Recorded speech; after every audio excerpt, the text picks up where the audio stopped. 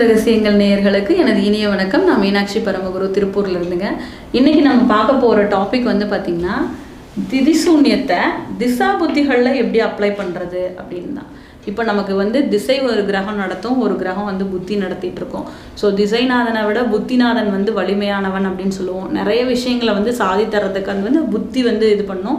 அதே மாதிரி இதுலேயே வந்து நிறைய உள் சூட்சுமங்கள் வரைக்குமே வந்திருக்கு. அந்தர் திசை, பிராண திசை, இந்த மாதிரி உள்ளே போயிட்டே இருக்கலாம்.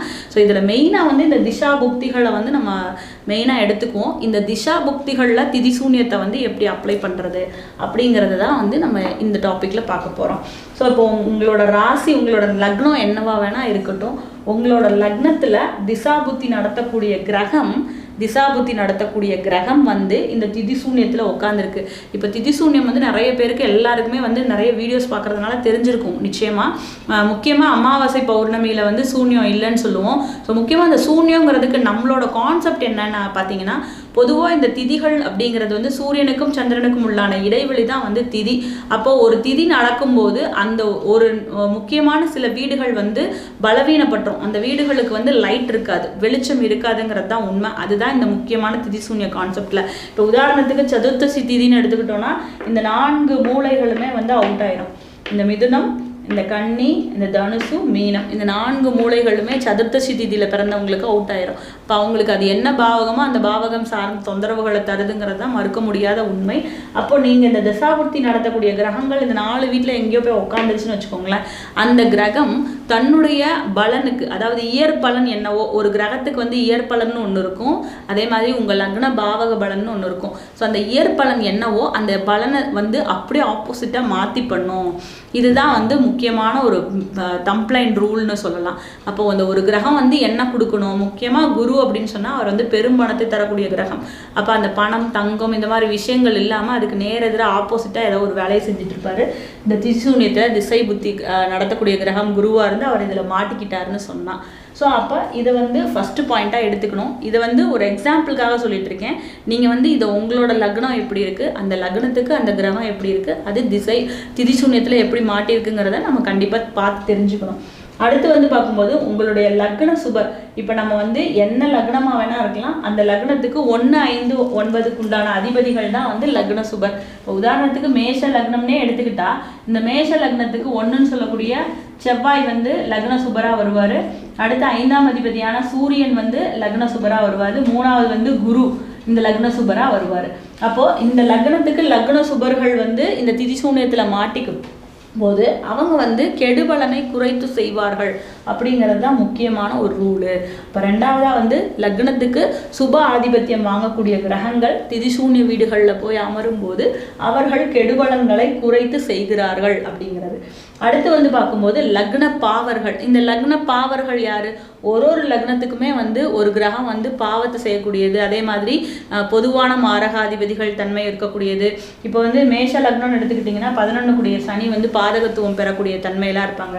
அப்போ அந்த லக்ன பாவர் வாங்கக்கூடிய கிரகம் அவர் போயிட்டு ஒரு சூன்ய வீடுகளில் மாட்டும் போது அவரும் தன்னுடைய கெடுபலன் என்னவோ அதை கம்மி பண்ணி விட்டுருவார், குறைத்து விட்டுருவாருங்கிறது தான் ஒரு உண்மை. அடுத்து வந்து 3, 6, 8, 12 இந்த பாவகங்கள் வந்து திதிசூன்ய அமைப்பில் வந்து அந்த அதிபதிகள் போயிட்டு உட்காரும் போது அவர்கள் வந்து நற்பலனை கொடுக்கக்கூடிய தன்மையை வந்து மாற்றி செய்ய ஆரம்பித்து விடுவார்கள். மேஷம், சிம்மம், விருச்சிகம், மகரம், கும்பம் இந்த வீடுகள் வந்து பார்த்தோம்னா திதிசூன்ய அமைப்பில் வந்து வரும்போது இதுவுமே வந்து அந்த கிரகம் அந்த வீடுகள் வந்து திதிசூன்ய அமைப்பில் மாட்டிக்கிச்சுன்னு சொன்னால் அங்கே உட்கார்ற கிரகமும் கெடுபலனை குறைத்து செய்யக்கூடிய அமைப்பை வந்து பெற்றுவிடும். அடுத்து வந்து பார்த்தோம்னா வேற வக்ர அமைப்பில் உட்கார்ந்துருக்க கிரகம் இந்த திதிசூன்ய அமைப்பில் போய் உட்கார்ந்துருக்கு அப்படின்னு சொன்னால், அதே மாதிரி நீசம், வக்ரம் இந்த தன்மை பெற்று திதிசூன்ய அமைப்புகளில் உட்காரும்போது அவர்களுமே வந்து பார்த்தோம்னா பெரிய ராஜயோகத்தை, சில நேரத்தில் வந்து அந்த எப்படி வந்ததுன்னே தெரியலங்க அதிர்ஷ்டம் அப்படின்னு சொல்லுவாங்களே அந்த மாதிரியான அமைப்புகளை கொடுத்து விடுவார்கள்.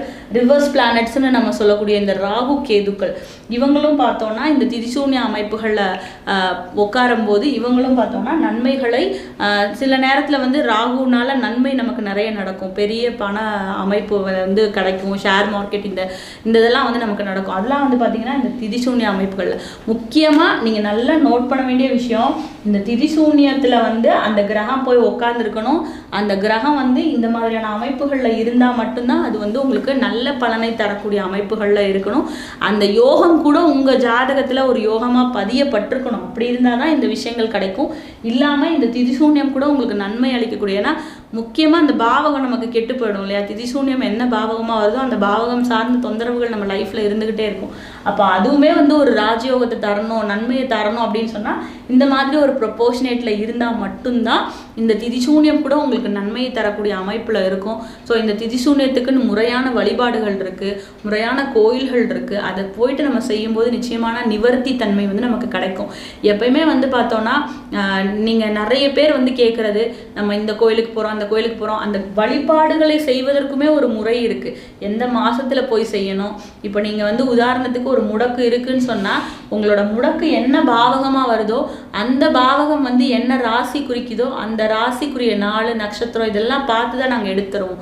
சும்மா வந்து ஒரு பரிகாரம்ங்கிறது, ஒரு கோயில் பரிகாரம்ங்கிறது வெற்றி அடைய அமைப்பை வந்து கொடுக்காது.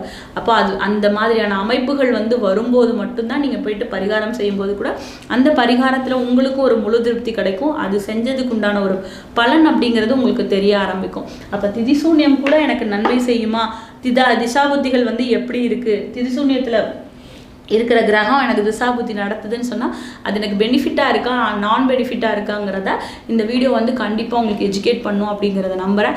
உங்களுடைய திதிசூன்யம் திசாபுத்திகள் என்ன மாதிரி கிரகங்கள் உங்களுக்கு தசை நடத்துது, அது சார்ந்த உங்களுடைய கேள்விகள் என்ன அப்படிங்கிறதுக்கு வந்து நீங்கள் எனக்கு கால் பண்ணலாம். நான் மீனாட்சி பரமகுரு திருப்பூரில் இருந்துங்க. என்னோடய மொபைல் நம்பர் 9943927722. நீங்கள் வந்து எனக்கு கால் பண்ணி கண்டிப்பாக தெரிஞ்சுக்கோங்க. நன்றிகள். வாழ்க வளமுடன்.